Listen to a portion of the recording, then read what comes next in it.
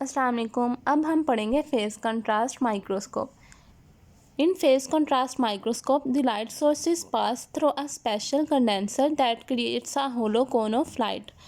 Face contrast microscope में क्या होता है, हम स्पेशल तरह के कंडेंसर यूज़ करते हैं जिनमें क्या होता है, एनुलर डायाफ्राम होता है, जिनमें एनुलर रिंग्स लगी होती हैं। एनुलर रिंग्स क्या होती हैं? एनुलर रिंग्स जो होती है वो हमारे पास ओपेक ग्लास की बनी होती है, ठीक है। जैसे ये एक हमने बनाई है कि यहाँ पे ये एक एनुलर रिंग है, ठीक है। ये ओपेक ग्लास की बनी हुई होती है जिसका एक नैरो क्लियर पोर्शन होता है, ठीक है। जो लाइट होती है वो इस नैरो और क्लियर पोर्शन में से गुजर सकती है और बाकी रिंग में से नहीं गुजर सकती। जब लाइट इससे गुजरती है तो ये सिर्फ इन पोर्शंस में से गुजर सकती है, जिसकी वजह से क्या होता है, एक कोन प्रोड्यूस होती है लाइट की, ठीक है। होलो कोन प्रोड्यूस होती है, ठीक है। अब हम देखते हैं इसका वर्किंग मैकेनिज्म क्या है। The cone is of light is directed through a face plate which changes the face of light passing through it. इसमें हम लोग क्या करते हैं, हम स्पेशल तरह की प्लेट यूज़ करते हैं जिसे फेस प्लेट कहते हैं। जब भी लाइट फेस प्लेट में से गुजरेगी तो उसका क्या होगा, एंगल चेंज हो जाएगा, ठीक है। जितना ज़्यादा रिफ्रैक्टिव इंडेक्स होगा उतना ज़्यादा एंगल चेंज होगा। जैसे हम यहाँ पे देखते हैं,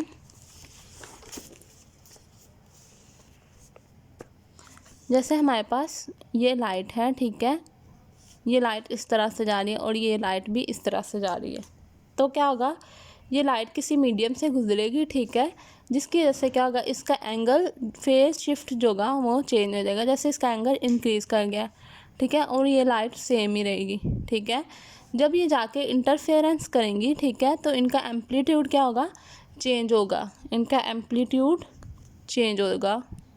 एम्पलीट्यूड के चेंज होने की वजह से क्या होगा, इंटेंसिटी पे इफ़ेक्ट पड़ेगा, ठीक है। डिफरेंट इंटेंसिटी की लाइट प्रोड्यूस होगी। जब ये डिफरेंट इंटेंसिटी की लाइट जाके स्पेसिमेन के ऊपर टकराएगी तो हमारे पास क्या होगा, इंटरफेरेंस पैटर्न प्रोड्यूस होगा, ठीक है, जिसको हम कंट्रास्ट के तौर पे देख सकते हैं।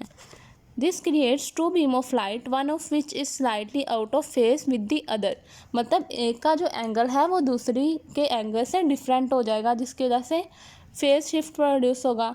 When these two beams of light recombine after passing through the specimen, they create an interference pattern which can be seen as contrast in final image. ये contrast होता है, इसकी वजह से हम लोग चीज़ों को विजुलाइज कर सकते हैं। जैसे हम लोग जहाँ पे भी अनस्टेन्ड पैराफिन वैक्स डिज़ाइन या फ्रोज़न सेक्शंस यूज़ करते हैं वहाँ पे हम लोग फेस कंट्रास्ट माइक्रोस्कोप यूज़ करते हैं, क्योंकि ये हमारे पास फाइनल इमेजेस में क्या प्रोड्यूस करती है, कंट्रास्ट प्रोड्यूस करती है, जिसकी वजह से हमें फाइन डिटेल्स नज़र आती हैं। इसके यूजेस क्या हमारे पास, useful for living cells, it can be use to observe cell division, movement and other dynamic processes. जितने भी हमने डायनामिक या मूविंग प्रोसेसेस जिसमें क्या आता है, हमारे पास मूवमेंट हो रही होती है, तो वहाँ पे हम फेस कंट्रास्ट माइक्रोस्कोप को यूज़ करते हैं। ये इसकी हमारे पास इमेज है। जैसे कि हमारे पास लाइट सोर्स है, ठीक है। लाइट सोर्स से लाइट प्रोड्यूस होगी और ये एनुलर रिंग्स हैं, ठीक है। हमने पढ़ा था कि हम इसमें क्या यूज़ करते हैं, एनुलर रिंग्स। लाइट क्या करती है, एनुलर रिंग्स से पास करती है और कंडेंसर पे जाकर स्ट्राइक करती है।